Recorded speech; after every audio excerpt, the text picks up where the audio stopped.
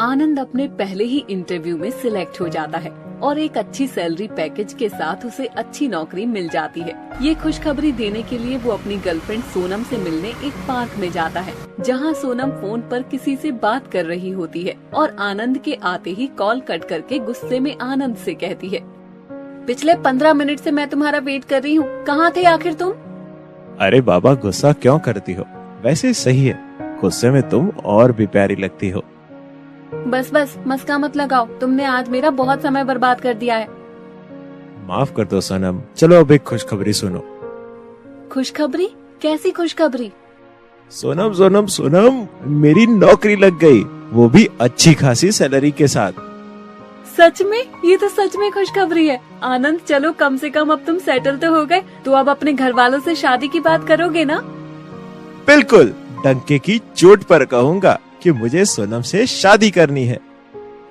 तभी सोनम उसका मुंह बंद करते हुए कहती है, अरे धीरे बोलो, ये पब्लिक प्लेस है, तुम्हारा घर नहीं। पागल हो गए हो बिल्कुल। पागल तो मैं हूँ, तुम्हारे प्यार में हूँ सोनम। सोनम, मैं तुम्हें बहुत प्यार करता हूँ। मैं भी आनंद।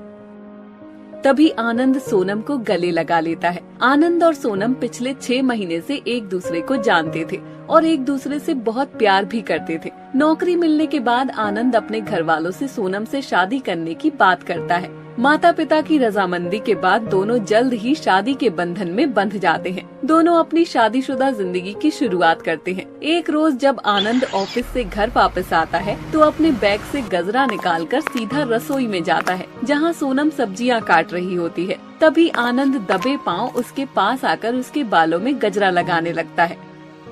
अरे तुम घर कब लौटे और ये क्या लगा रहे हो मेरे बालों में? तुम्हें गजरा बहुत पसंद है ना, तो बस वही लगा रहा हूँ। लेकिन इसकी जरूरत क्या थी? अरे ये तो मेरा प्यार जताने का तरीका है। अब क्या अपनी बीवी के लिए मैं इतना भी नहीं कर सकता?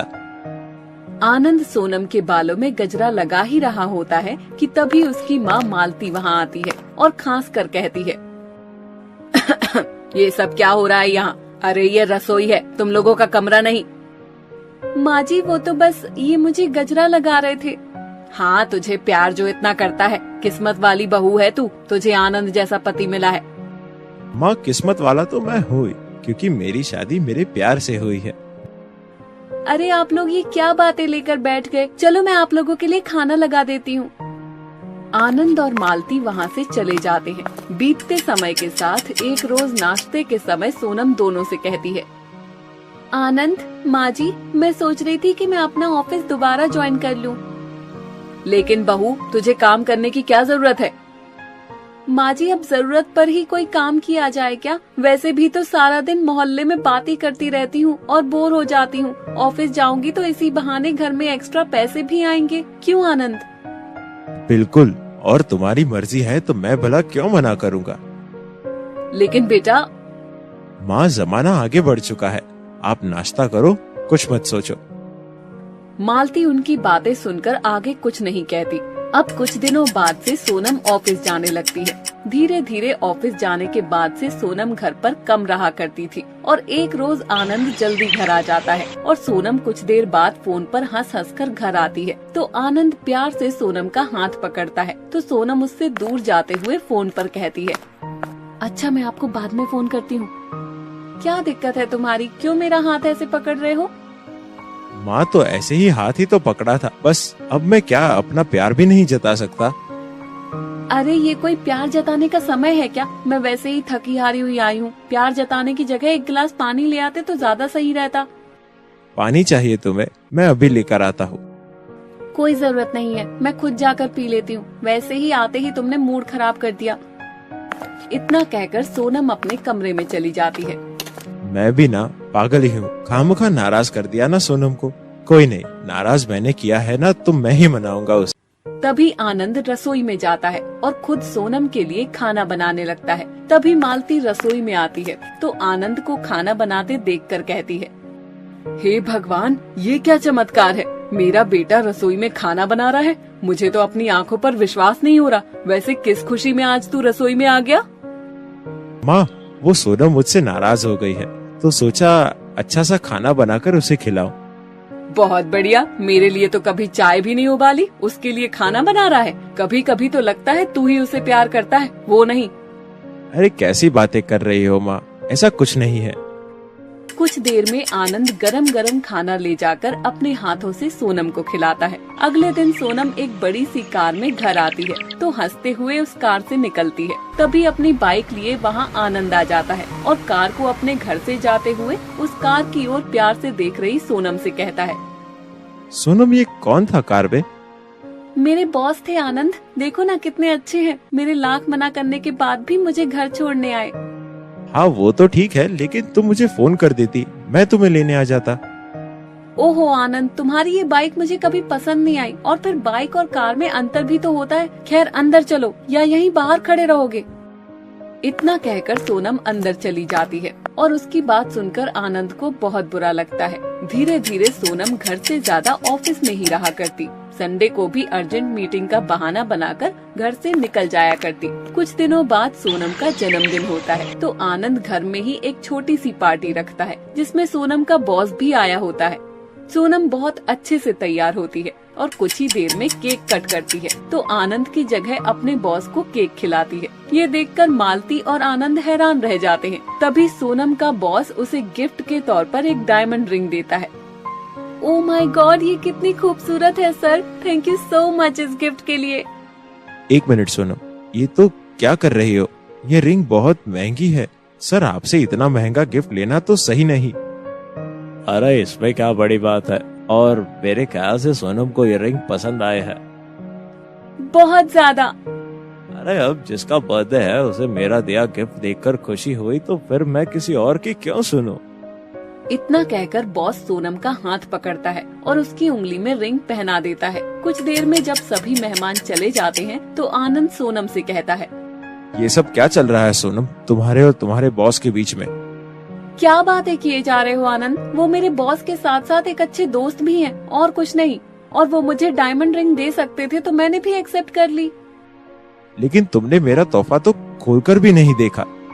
हाँ तो देख लूंगी, मैं कौन सा भागी जा रही हूँ, और क्या ही दिया होगा तुमने मुझे। खैर मुझे नींद आ गई है, सोने दो। सोनम अपने पति का दिया हुआ गिफ्ट खोलकर भी नहीं देखती और पार्टी में ये सब देखने के बाद आनंद को सोनम पर शक होने लगता है क्योंकि सोनम रात रात जाकर किसी के साथ चैटिंग किया करती थी। देर रात जब सोनम सो जाती है तो आनंद उसका फोन चेक करता है तो उसे सोनम और उसके बहुत सारे प्यार भरे मैसेज और फोटोज दिख जाते हैं जिसे देखकर मानो आनंद का दिल ही टूट जाता है। अगले दिन सोनम आनंद से कहती है, सुनो जरा, मेरे लिए जूस ले आओ रसोई से। तुम खुद ले आओ, मैं बिजी हूँ। तुम ऐसे क्यों कह रहे हो? क्योंकि मैं सच में बिजी हूँ, समझी तुम? ये आनंद को क्या हो गया, अचानक ऐसे बढ़। शाम के समय सोनम अपने बॉस से मिलने एक होटल में जाती है और हाथों में हाथ पकड़े दोनों बातें कर रहे होते हैं। तभी आनंद अपनी माँ के साथ वहाँ आता है तो उसे देखकर सोनम अपने बॉस का हाथ छोड़ देती है, लेकिन आनंद उसकी तरफ ध्यान नहीं देता। लेकिन मालती उसे देखकर कहती है, अच्छा तो अपने इस बॉस के साथ व्यस्त है तू? अरे तुझे शर्म नहीं आई अपने ही पति को धोखा देते हुए? ऐसा नहीं है, मैं सोनम, मेरी जिंदगी से जाने का क्या लोगी तुम? ये तुम क्या कह रहे हो आनंद? मैं बीवी हूँ तुम्हारी, प्यार करती हूँ तुमसे। प्यार करती तो ऐसे धोखा नहीं देती। अरे क्या कमी रह गई थी मेरे प्यार में जो तुमने मेरे बारे में एक बार भी नहीं सोचा? मैं तुमसे अपना रिश्ता खत्म करता हूँ। ये बात सुनकर सोनम की आंखों में आंसू आ जाते हैं और वो कहने लगती है, आनंद आनंद मुझे माफ कर दो, मैं बहक गई थी, मैं तुम्हें खोना नहीं चाहती आनंद। जाने दो इसे सोनम, मैं तुम्हें हमेशा खुश रखूंगा। इस धोखे के लिए मैं तुम्हें कभी माफ नहीं कर सकता। धोखेबाज हो तुम, अब मेरी जिंदगी में तुम्हारी कोई जगह नहीं है। सोनम उसका हाथ पकड़कर उसे रोकने की कोशिश करती है, लेकिन वो उसका हाथ झटककर अपनी आंखों में आंसू लिए अपनी माँ के साथ वहाँ से चला जाता है और सोनम को अपने पति को धोखा देने की ये सजा मिलती है। कंचन को आज देखने के लिए लड़के वाले आने वाले थे, इसलिए उसकी माँ सरला उसे एक नया सूट देते हुए कहती है, ले ये सूट मैंने तेरे लिए सिलवाया है, आज इसे पहनकर ही तू लड़के वालों के सामने आना, तुझ पर बहुत जचेगा। माँ ये सूट तो बहुत ही सुंदर है, मैं इसे ही पहनूंगी। लेकिन माँ देखो ना, जब से मुझे पता लगा है कि आज लड़के वाले मुझे देखने आ रहे हैं, तब से मेरे पेट में अजीब सी गुड़गुड़ हो रही है। अरे ऐसा घबराहट के चलते हो रहा होगा। चल अभी जल्दी से तैयार हो जा, मैं भी रसोई में जाकर काम देखती हूँ।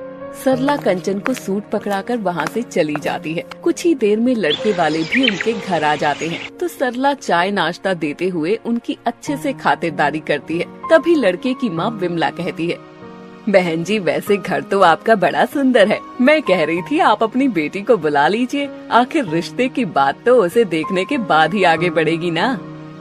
जी जी बहन जी, मैं अभी अपनी कंचन को लेकर आती हूँ, वो बस तैयार ही हो रही है। सरला अब कंचन के कमरे में पहुँचती है तो कंचन उसे वहाँ नहीं मिलती। तभी वो परेशान होकर कहती है, हाय दैया, ये लड़की कहाँ चली गई? कहीं घर से भाग तो नहीं गई? कंचन, अरे ओ कंचन, कहाँ है तू?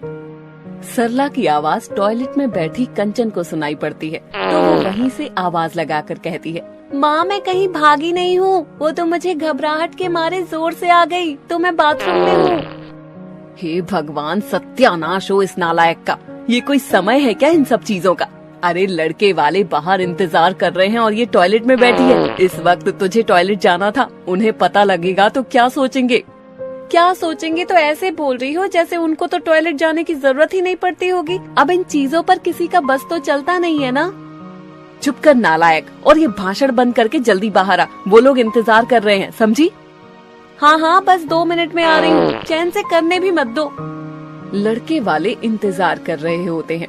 तभी कुछ देर में सरला कंचन को लेकर बाहर आती है। कंचन को देखकर विवेक और उसकी माँ की आंखों में चमक आ जाती है। तभी विवेक अपनी माँ के कान में कहता है, तो मुझे लड़की पसंद है, आप तो बस हाँ कर दो और फिर चट मंगनी और पट ब्याह। नहीं नहीं बेटा, हाँ करने की भी क्या जरूरत है, सीधा फेरे ही करवा देती हूँ ना तेरे, नालायक। जी यही है मेरी कंचन, बहुत गुणी है और समझदार भी।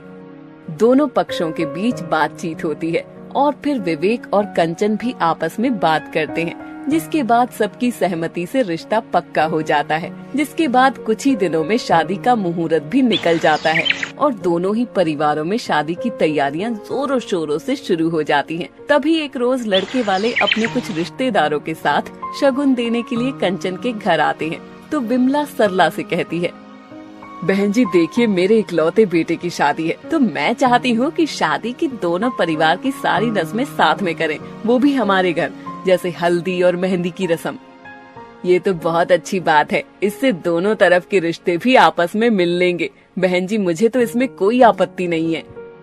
ये हुई ना बात, तो फिर तय रहा हल्दी की रस्म से ठीक 1 दिन पहले आप बहू और अपने रिश्तेदारों को लेकर हमारे घर आ जाइएगा। शुरुआत हल्दी की रस्म से ही होगी। हाँ हाँ हम जरूर पहुँच जाएंगे।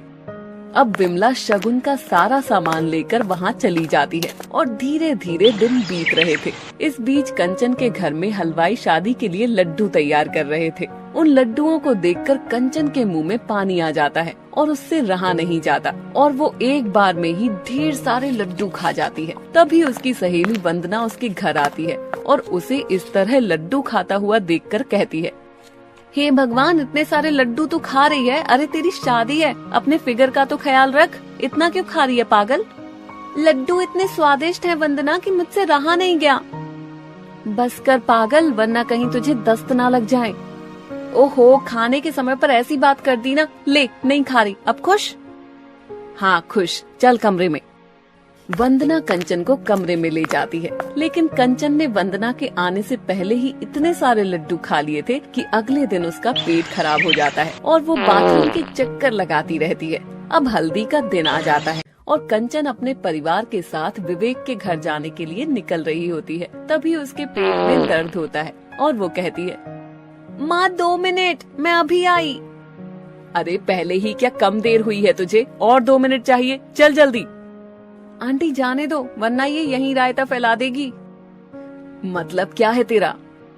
इसका मतलब है कि मेरा पेट खराब है माँ, जाने दो, अब मैं ज्यादा देर बर्दाश्त नहीं कर सकती।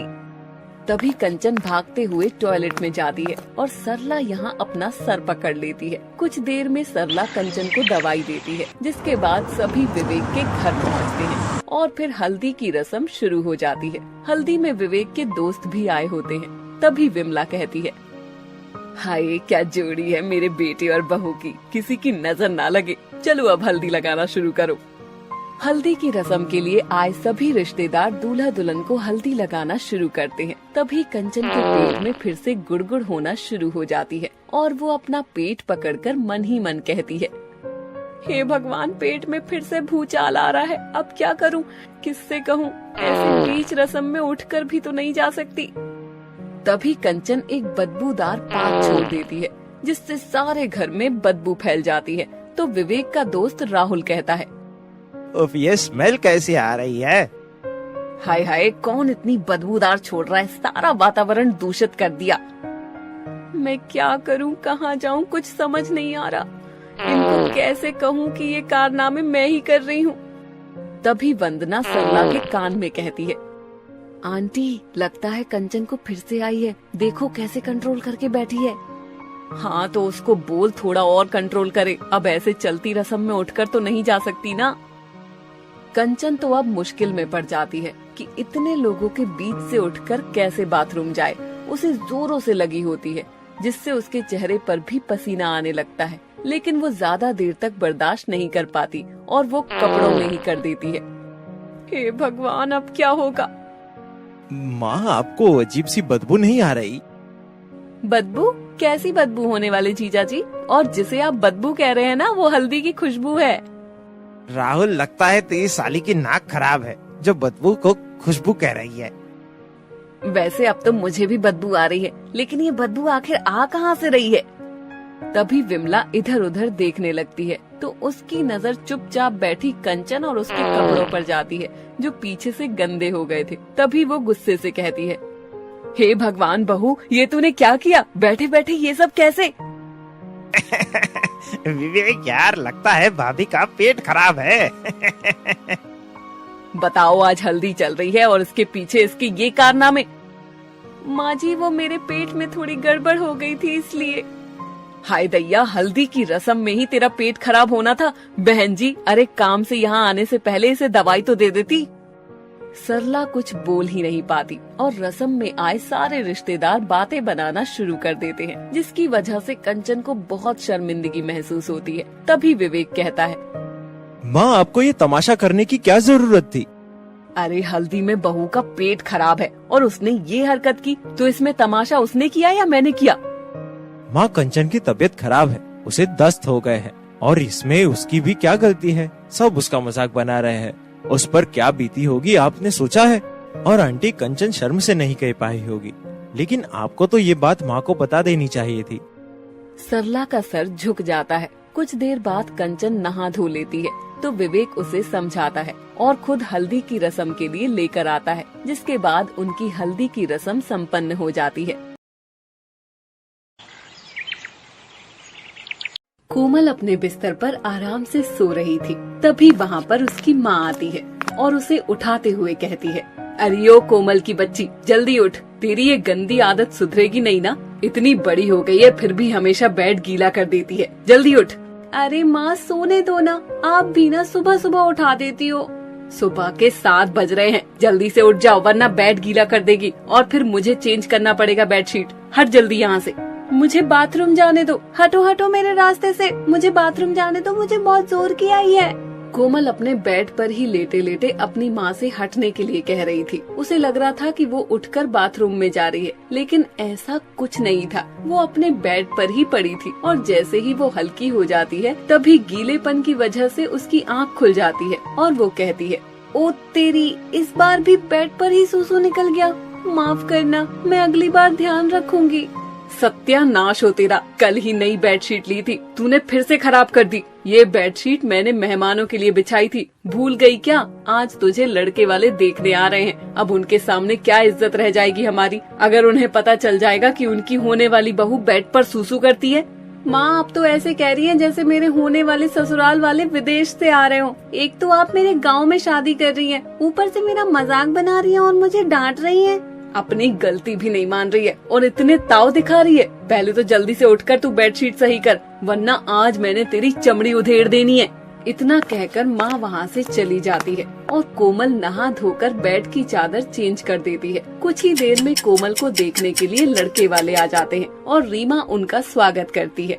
रीमा सभी को घर के अंदर बुलाकर बैठा देती है और कोमल को आवाज देकर नाश्ता पानी लाने के लिए कहती है। कोमल एक संस्कारी बहू की तरह सर पर दुपट्टा डाले सभी के लिए नाश्ता पानी लेकर आती है। उसे देख पहली नजर में ही राहुल अपना दिल खो देता है और उसकी होने वाली सास मधु भी उसे बहुत पसंद करती है और कहती है, अरे वाह, हमने तो सुना था शहर की लड़कियां पहनावे में गांव की लड़कियों से बिल्कुल अलग होती है। वो तो जीन्स टॉप और शॉर्ट ड्रेस पहनती है, लेकिन आपकी बेटी तो उनसे बिल्कुल अलग लगती है। हमें तो आपकी बेटी बहुत पसंद आई। हम तो चाहते हैं चट मंगनी पट ब्याह हो जाए। अब आपने हाँ कह दिया तो हम मना कैसे कर सकते हैं। हमें भी इस शादी से कोई एतराज नहीं है, क्यों कोमल बेटी?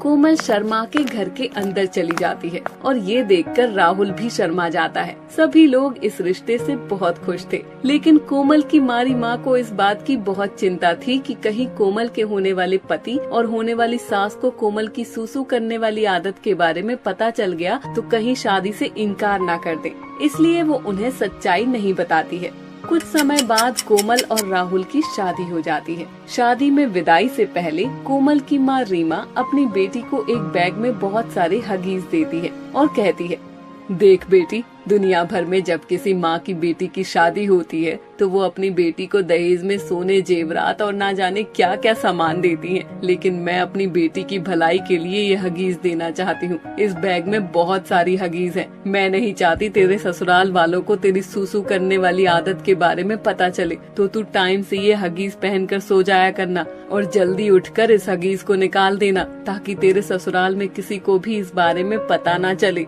सच में माँ, आप बहुत अच्छी हैं। मैं पूरी कोशिश करूँगी कि मेरी सास और पति मेरे हगीज पहनने की आदत के बारे में उन्हें पता ना चले। हाय, मेरी बेटी कितनी बड़ी हो गई है, लेकिन इसकी सूसू करने की आदत अभी भी नहीं गई। लेकिन अब क्या कर सकते हैं, आज तेरा इस घर में आखिरी दिन है, अपना ध्यान रखना।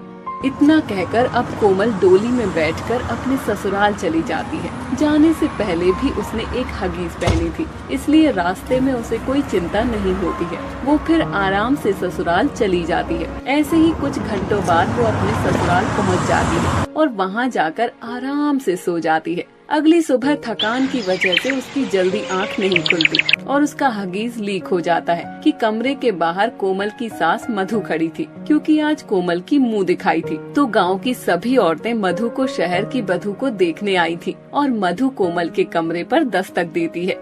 बहू, ओ बहू, सुबह हो गई, उठ जा। गाँव की औरतें तेरी मुँह दिखाई के लिए आई हैं, जल्दी से उठकर तैयार हो जा।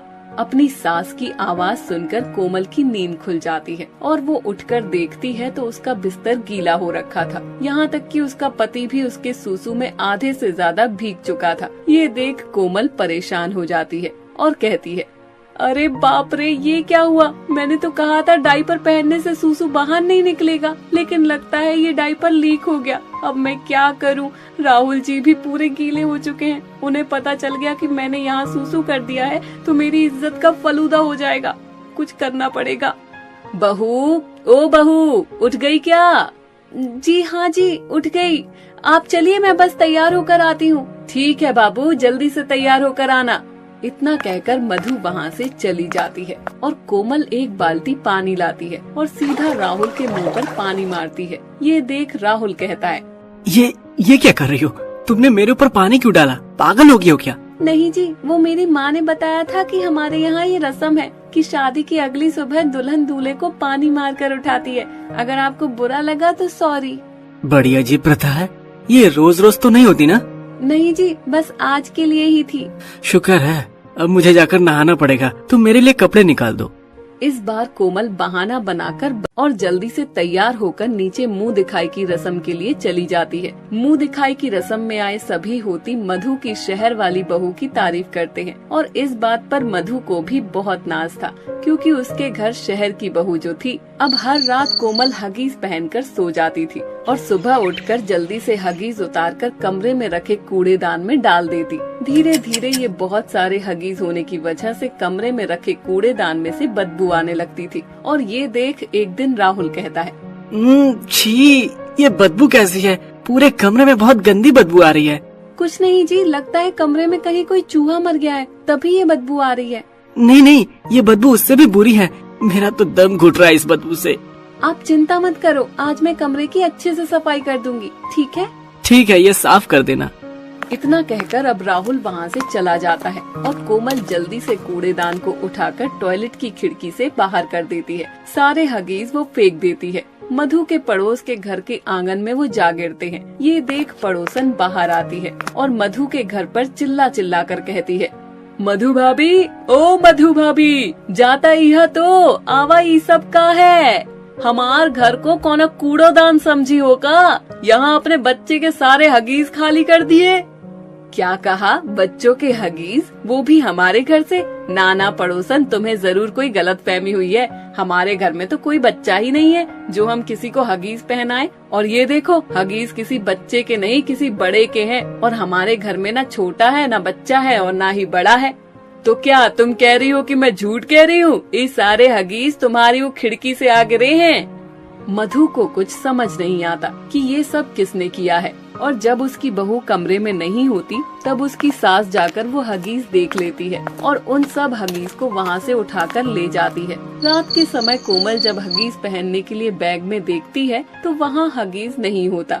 ये देख वो परेशान हो जाती है और उसे ऐसे देख मधु वहाँ आकर कोमल से कहती है, अच्छा तो ये है हमारे घर का वो बच्चा जो हगीज पहनकर पड़ोसन के घर के आगे देखता है। मुझे तुझसे ये उम्मीद नहीं थी बहू।